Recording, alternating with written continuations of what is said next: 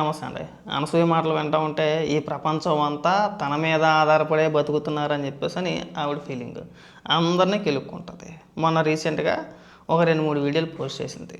మొదటిది ఏంటి, జై శ్రీరామ్ అనేటోళ్ళు అందరూ కూడా దాడులు చేస్తారు, దాడులు చేసే వ్యక్తులే జై శ్రీరామ్ అంటారని చెప్పేసి మాట్లాడింది. దానిపైన సోషల్ మీడియాలో విపరీతంగా వైరల్ చేశారు.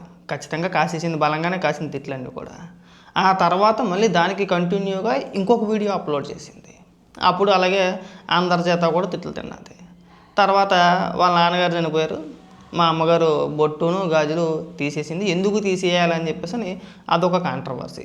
చాలా సింపుల్ లాజిక్, వాళ్ళ అమ్మగారిని అడుగుంటే సరిపోయేది, కానీ సోషల్ మీడియాలో పెట్టి రచ్చకెక్కేసింది. అది కాంట్రవర్సీ. ఇప్పుడు ఒక వీడియో అప్లోడ్ చేసింది మళ్ళీ. ఇంకా జనం అందరూ కూడా నా మీద పడి బతికేస్తున్నారు, నేను ఆవలించాను, నేను తగ్గాను, నేను తుమ్మాను, నా మీద ఇప్పుడు దీని మీద కూడా స్పందించండి అని చెప్పేసి ఒక వీడియో ఒకసారి చూడండి.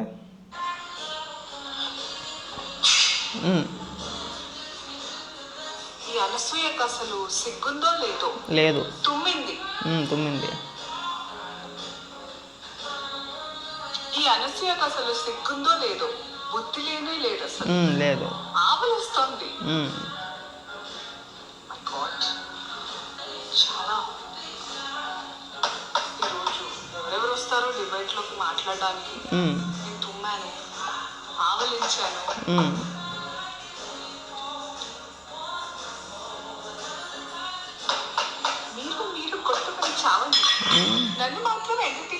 నువ్వే 10 మందికి కామెడీ పీస్ అంటే నువ్వే 10 మందికి ఎంటర్టైన్ చేస్తూ ఉంటామన్నమాట.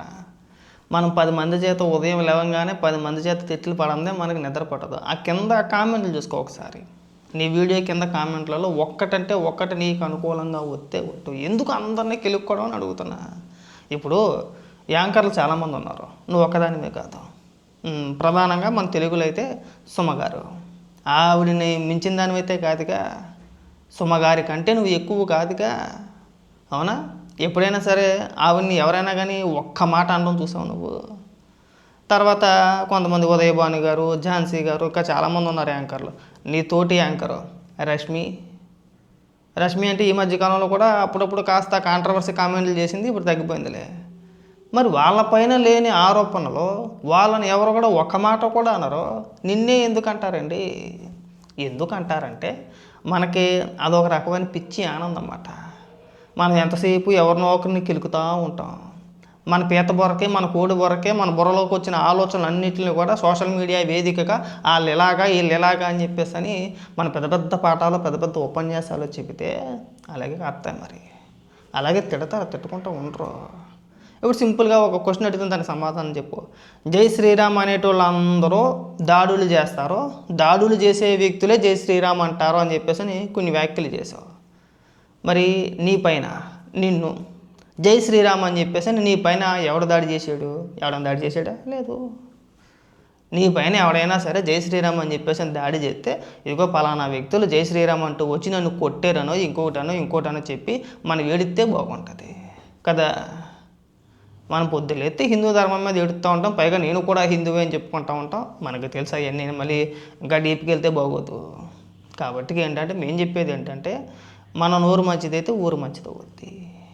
మనం మాట్లాడే మాటలు పద్ధతిగా ఉంటే విమర్శలు కూడా పద్ధతిగానే ఉంటాయి. మన అందరినీ కెలుక్కుంటా వెళ్ళిపోయి పొద్దున్నైతే మనకి ఏదో ఒక కాంట్రవర్సీ లేకపోతే నీకు నిద్ర పట్టదు. పైగా డిబేట్లలో ఈరోజు ఎవరు వస్తారు. ఇగో ఇలాంటి వ్యక్తిని అంటే జనాలు గుడ్డిగా కొంతమందిని ఫాలో అవుతుంటారు కదా, అలాగే నిన్ను కూడా చాలామంది ఫాలో అవుతూ ఉంటారు.